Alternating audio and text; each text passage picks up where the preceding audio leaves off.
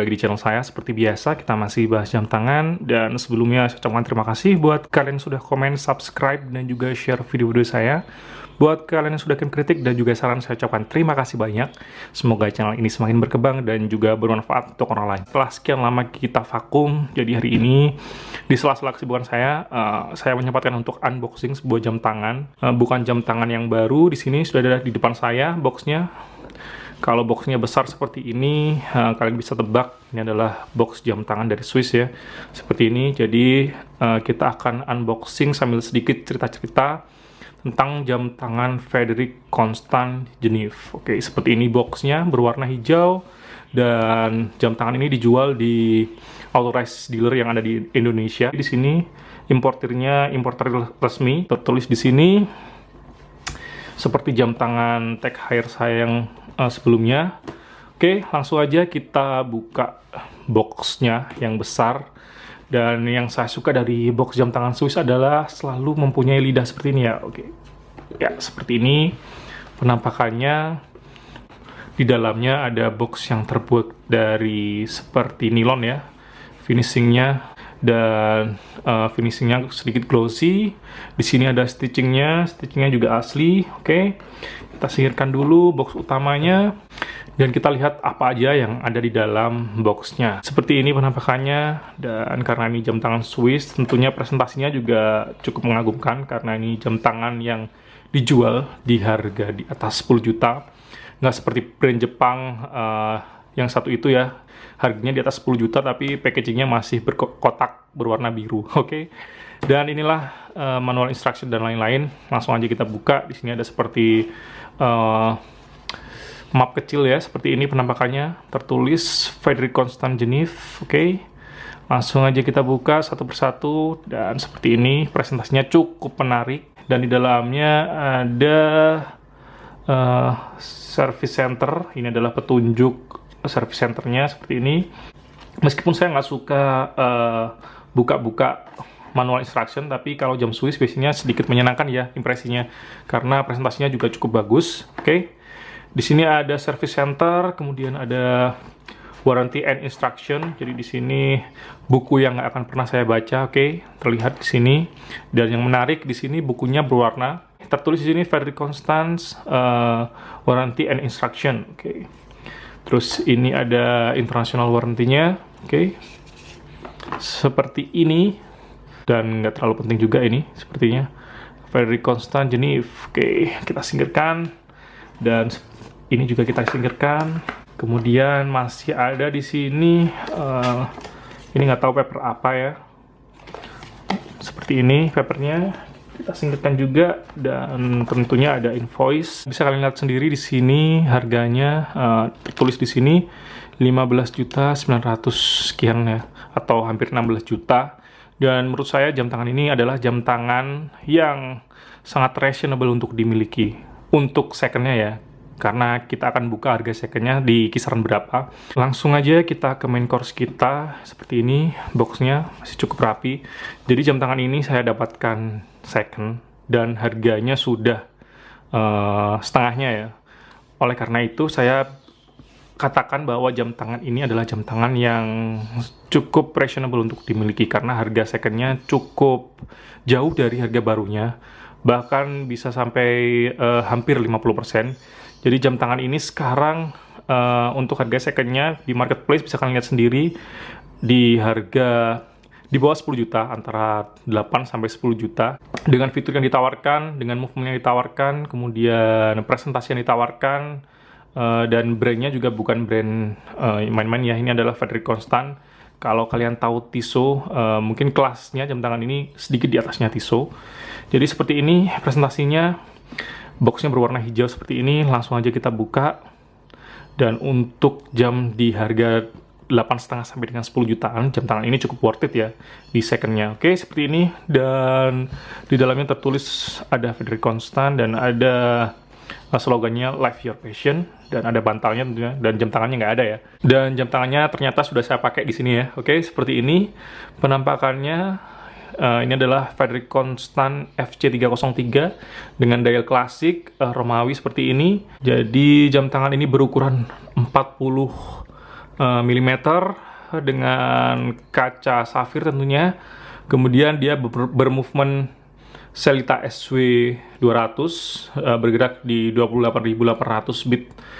Tapi Frederic Constant sendiri sudah mengklaim bahwa movementnya adalah in-house. Tapi beberapa forum yang saya baca menjelaskan bahwa movement yang ada di dalamnya merupakan movement Sellita SW200 seperti ini. Dia nggak terlalu tebal, ukurannya 40 mm, untuk tangan saya mungkin sedikit kegedean.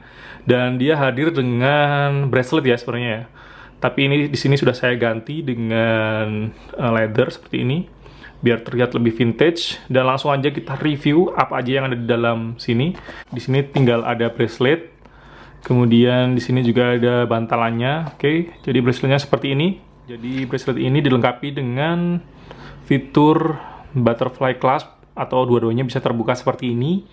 Dan saya kurang suka sebetulnya dengan mekanisme seperti ini. Tapi untuk handlingnya di sini sudah solid. Bisa kalian lihat di sini sudah saya bungkus di sini. Oke, seperti ini penampakannya. Dan saya juga kurang begitu suka dengan pattern dari braceletnya. Kalau saya lebih suka kalau jubile sekalian jubile, jadi yang bagian luar sedikit lebih besar daripada yang dalam, ataupun sekalian ya oyster ya. Kalau seperti ini cukup aneh di tangan saya, karena tangan saya sendiri warnanya cukup gelap, dan untuk memakai strap-strap berwarna ini akan terlihat semakin bling-bling di tangan saya, dan saya kurang suka ya. Oke, tapi itu preferensi masing-masing. Dan kita fokus ke jam tangannya. Oke, jadi jam tangannya seperti ini. Ini adalah Frederic Constant FC303 dengan fitur ada date di sini, bisa kalian lihat. Tapi nggak ada D-nya. Jadi untuk marker hours-nya di sini bisa kalian lihat sendiri. Jadi dia applied ya. Kemudian di sini ada minute index-nya di sini juga. Brand-nya di sini tertulis. Ini bukan applied ini sepertinya. Oke. Tapi printing dan cukup rapi. Jadi warna dialnya saya cukup suka. Jadi dia tidak terlihat plain putih begitu saja. Kalau di kamera mungkin terlihat plain putih, tapi kalau di bawah cahaya matahari dia terlihat seperti warna oyster ya, atau seperti warna kerang ya. Oke, cukup menarik. Dan kacanya safir tentunya. Saya nggak tahu ini sudah anti reflective coating atau belum, tapi di pemakaian saya di bawah sinar matahari cukup tidak memantul ya. Oke, seperti ini. Dan untuk ketebalnya dia diklaim di 9 ya, 9 mm seperti ini. Tidak terlalu tebal. Di crown-nya seperti ini penampakannya crown-nya. Oke, mungkin kurang fokus. Dan di crown-nya ada logonya di sini, Frederic Constant. Untuk finishing-nya di sini semuanya, hampir semua bagiannya di finishing dengan polish. Jadi dia cukup mengkilat. Oke. Kemudian di back case-nya sendiri, dia sebenarnya ada tulisan yang digrafir ya. Ada Frederic Constant-nya di sini. Kemudian dia di coloring dengan warna hitam. Tapi karena warna hitamnya kurang kuat yang nempelnya, jadi dia gampang banget hilang setelah kena keringat. Oke, dan seperti ini masih tertulis di sini Frederic Constant, ada logonya juga, ada serial number-nya. Kemudian ada Swiss made, laknya di 20 mm. Tapi ketika saya pasangkan leather ini, bisa kalian lihat sendiri gapnya terlalu jauh ya. Mungkin ini jarak antara head dengan ujung handlingnya sini terlalu jauh, jadi masih ada gap di sini. Cuman itu nggak masalah, itu minor. Tapi tampilan jam tangan ini cukup klasik dan saya suka banget dengan jam tangannya, terutama untuk harganya ya. Dan saya pasangkan leather berwarna olive green, oke, dengan stitching di luar seperti ini.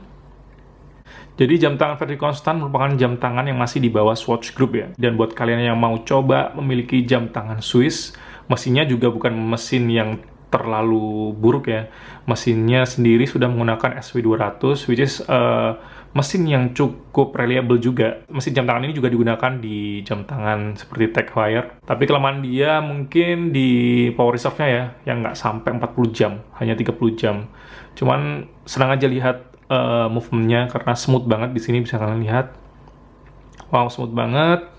Karena dia bergerak di 28.800 ya. Dan langsung aja kita cross check penampakannya di tangan saya. Dan seperti ini penampakannya di tangan saya dengan ukuran tangan atau pergelangan tangan di 17 cm. Menurut saya cukup pas sih karena dia juga nggak overlapping. Cuman yang sedikit aneh adalah di sini terlihat ada lubang ya. Karena memang dia sebetulnya bukan jam tangan leather, dia hadir dengan bracelet ya. Oke, seperti ini dan rasanya berat banget. Cukup solid. Oke, dan sekian review singkat jam tangan yang baru saja saya beli setelah sekian lama kita nggak upload video. Sebetulnya kemarin-kemarin ada beberapa jam tangan yang saya handle. Di antaranya ada, kalau kalian mengikuti postingan saya, ada Citizen Fugu, tapi barangnya sudah dibeli oleh teman saya, jadi belum sempat saya review dan lanjut ke jam tangan ini. Oke, terima kasih sudah menyaksikan video ini dan see you on the next video. Terima kasih dan sampai jumpa.